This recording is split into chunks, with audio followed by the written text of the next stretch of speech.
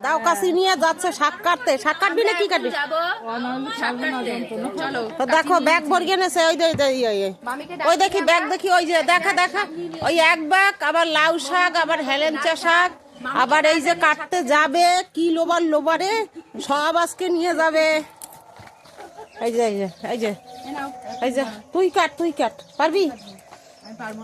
কি পারবি না? একটা কপি কাটতে পারবি না? ধর।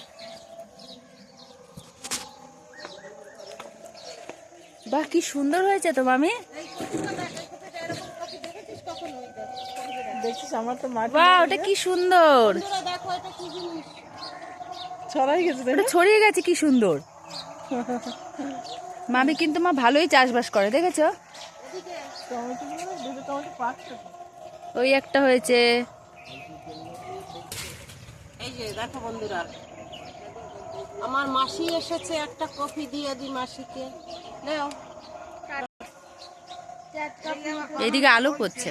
এইটা দুটো নিয়ে খাও। ওই কফিটা মোটামুটি হয়েছে, আরো বড় হবে। ওই যে দেখো আমার বৌদির বাড়ি ফুলকপি হয়েছে, কি সুন্দর।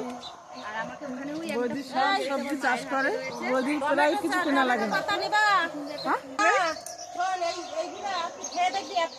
টক টক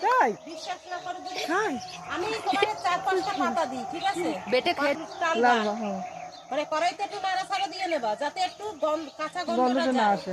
আর সরিষা আমি একটু কি নিতে চাও? হ্যাঁ, অল্প দাও। এই যে দেখো। দেখ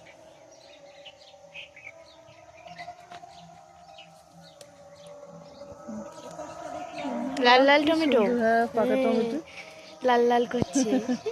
আমি 3টে গাছ লাগিয়েছি। বেগুন গাছ দেখতে ভালো লাগে। হ্যাঁ হ্যাঁ, পালং শাক গুলো দেখতে ভালো লাগছে। তরকারি ফুলকপি আলু তো দেবা, ভালো লাগবে।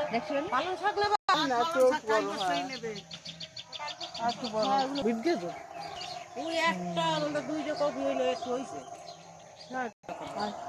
কাঁচা টমেটো আর কপি দিয়ে। টপ এটা একটা সিম গাছ ভালো লাগে না? 300 টাকা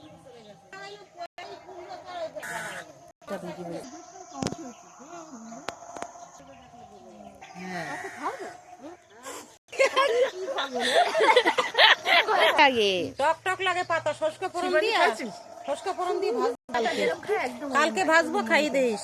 চল এবার। আচ্ছা, মারা গেছে যে মৃত থাকে বানানি। শিবানী তুই বলবি কি?